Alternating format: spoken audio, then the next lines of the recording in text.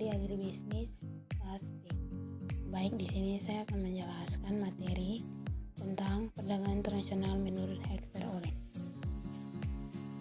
Faktor proporsi Hexter Olin atau HO. Teori ini menyatakan bahwa suatu negara akan melakukan perdagangan dengan negara lain disebabkan negara tersebut memiliki keunggulan komparatif, yaitu keunggulan dalam teknologi dan keunggulan faktor produksi, yang dibagi menjadi dua, yaitu kurva Isokot, yaitu kurva yang menggambarkan total biaya produksi yang sama, sedangkan kurva Isokwan yaitu kurva yang menggambarkan total kualitas produk yang sama. Menurut teori ekonomi mikro, kurva Isokot akan bersinggungan dengan kurva Isokwan pada suatu titik optimal.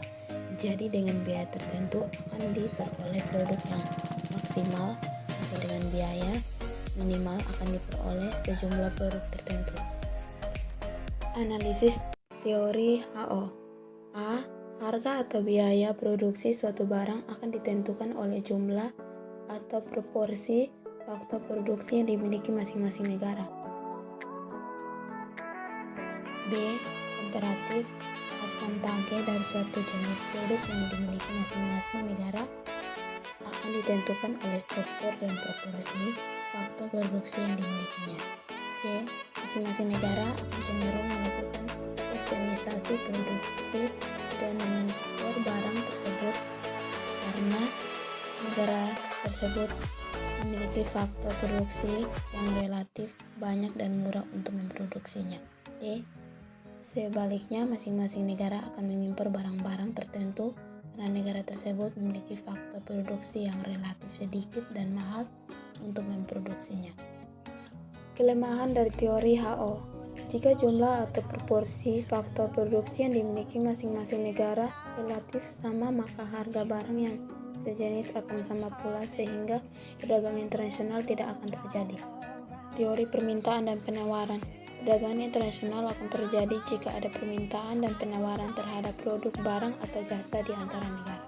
Kurva permintaan diperkenalkan oleh dua ekonom Inggris, yaitu Marshall dan Edmund Gord, menggambarkan kurva yang menunjukkan kesediaan suatu negara untuk menggambarkan atau menukarkan suatu barang dengan barang lainnya pada berbagai kemungkinan harganya.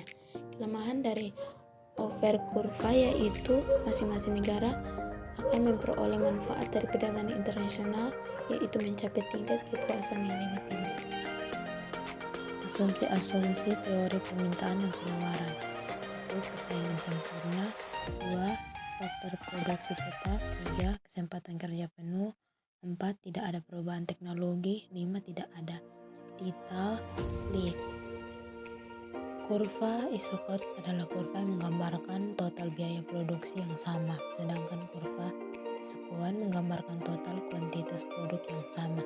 Teori ekonomi mikro menyatakan bahwa jika terjadi persinggungan antara kurva Isokwan dan kurva Isokot, maka akan ditemukan titik optimal, sehingga dengan menetapkan biaya tertentu, suatu negara akan memperoleh produk maksimal, atau sebaliknya, dengan biaya yang minimal, suatu negara dapat memproduksi sejumlah produk tertentu.